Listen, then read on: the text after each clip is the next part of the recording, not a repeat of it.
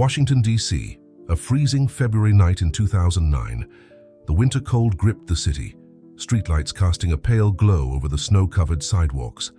Somewhere in the distance, the wail of an ambulance siren pierced the silence of the capital's night. But in a quiet, affluent home in northwest D.C., no one knew that a horrifying mystery had just unfolded. A woman had vanished inside her own home, leaving no trace behind. That woman was Pamela Butler, 47 years old, an IT specialist working for the U.S. Environmental Protection Agency. Pamela led a quiet, orderly life and was known for being extremely cautious. She had installed a full security camera system around her home, recording every movement, every small detail at both the front and back entrances. Her friends and family knew her as someone who never took risks, someone who was always prepared. But tonight, the very thing she feared the most had come true. On February 13th, Pamela's family suddenly lost contact with her. It was highly unusual. She was always in regular touch, especially with her mother and younger brother. By February 14th, concern turned into alarm. Pamela's brother, Derek, couldn't take the silence any longer. He drove to her home to check on her. When Derek stepped inside, everything seemed normal. The house was spotless, the furniture in perfect order. Too perfect. There was no sign of struggle, no sign of an argument, no sign of Pamela. He called her phone over and over, hoping she would step out from a room somewhere, but there was only silence. The most chilling detail: Pamela's car was still parked in the garage and her security cameras were still recording. Derek immediately called the police. When detectives arrived, they conducted a full search, combing through every inch of the house. Then they reviewed the surveillance footage. That's when they noticed something terrifying. Pamela had never left the house. The last recorded footage of her showed her entering on the evening of February 12, and after that, she was never seen again. It was as if she had vanished into thin air inside the very home she considered her safest place. But the video revealed something else. The last person seen with Pamela before she disappeared was a man she knew well, Jose Rodriguez-Cruz, her boyfriend. A polite, well-mannered man on the surface. But in the footage, his cold, emotionless stare sent a chill through the investigation team. Detectives knew they were facing one of the strangest missing person cases they had ever encountered. No body, no signs of an attack, no evidence that Pamela ever left the house. All they had was her last recorded moment, beside a man whose past was about to reveal a darkness stretching back decades. And as they dug deeper, they would soon discover Pamela Butler wasn't the first woman to disappear around Jose Rodriguez-Cruz.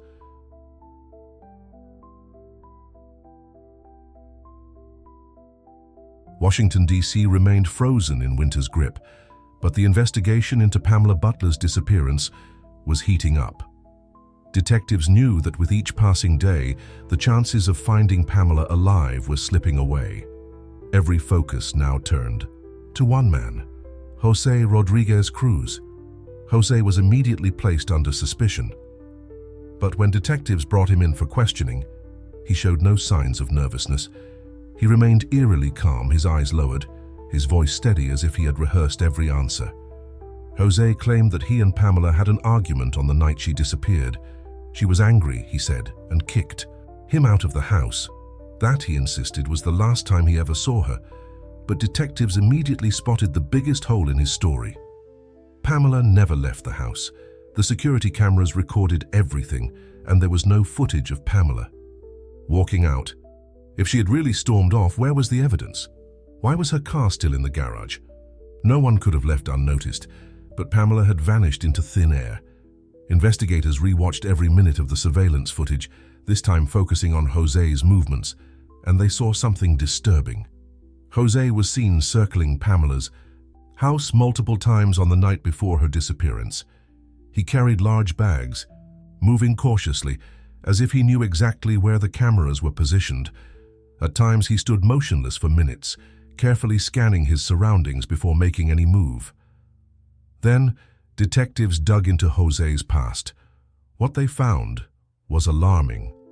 Before Pamela, Jose had been accused of domestic violence by his ex-wife, Marta Rodriguez. And then, Detectives uncovered something chilling. Marta Rodriguez had disappeared in 1989. She had never been found, and just like Pamela, she had vanished without a trace. With this discovery, Pamela Butler's case took a terrifying new turn. Detectives reopened the 1989 cold case of Marta Rodriguez. The pattern was too clear to ignore. 2 women, 2 disappearances, 1 man in common, Jose Rodriguez-Cruz. Years passed and Pamela's case went cold due to lack of evidence, but her brother, Derek Butler, refused to let it be forgotten. He relentlessly pushed for answers, urging police to reinvestigate every year. His persistence paid off. In 2017, 8 years after Pamela disappeared, detectives dug even deeper into Jose's past. This time, they were determined to uncover the truth about Marta Rodriguez. While reviewing old police records, investigators stumbled upon a chilling clue. In 1990, an anonymous letter had been sent to police. It contained just one cryptic sentence: "If you want to find Marta Rodriguez, look along I-95. At the time, the letter was ignored, but now investigators realized this could be the key to finally exposing the killer. A massive search was launched along Interstate 95 in early 2017. Days passed. Then, after nearly 3 decades, detectives finally uncovered what they had been searching for: the remains of Marta Rodriguez. Her body was buried deep in a secluded forest, 100 miles south of Washington, D.C. Jose Rodriguez-Cruz was immediately arrested. For the first time, his calm demeanor shattered. In the interrogation room, he shook uncontrollably as evidence was placed in front of him. After almost 30 years of silence, Jose finally confessed. He had murdered Marta Rodriguez. But what about Pamela Butler? Detectives pressed him for answers. At first, he denied any involvement, but under mounting pressure, Jose finally broke. He admitted that on the night of February 13, 2009, he had killed Pamela inside her home. He had carefully disposed of her body, exploiting a brief window when the security cameras weren't recording. He had erased all evidence. Jose was sentenced to life in prison for both murders. But for Pamela's family, the pain remained, because her body was never found. The case of Pamela Butler was more than just a disappearance. It was a chilling reminder of the hidden dangers lurking behind seemingly ordinary faces. A case that shook the US Capitol, leaving behind unanswered questions that may never be resolved. Time crawled slowly after Jose Rodriguez-Cruz's arrest. While he remained behind bars awaiting trial, detectives relentlessly searched for the one missing piece of evidence: Pamela Butler's body. But Jose had proven himself to be a meticulous killer, so precise that even the most seasoned investigators were left frustrated. He had left no trace, not one mistake. When Jose's trial finally began in Washington, D.C., the courtroom was packed. Not just Pamela's family, but also Marta Rodriguez's. Relatives were there. They had waited too long for justice to finally be served. Inside the courtroom, tension was suffocating. Jose was no longer as calm as he had once been. His eyes darted downward, avoiding the piercing stares of the victims' families. The prosecution laid out every detail of the case. Security camera footage was played in court. The last recorded images of Pamela sent chills through those watching. They saw Jose inside her home on that fateful night. They saw him coming and going multiple times, moving carefully, his every step meticulously planned. But the most damning evidence, there was no footage of Pamela ever leaving the house. The prosecution also presented evidence from Marta Rodriguez's case, a crime nearly 30 years old. The discovery of Marta's remains was irrefutable proof that Jose was a cold-blooded, premeditated killer. He didn't kill in a fit of rage. Every move was calculated, every action deliberate. Jose's defense attorneys tried to argue that, without a body, Pamela's fate was uncertain.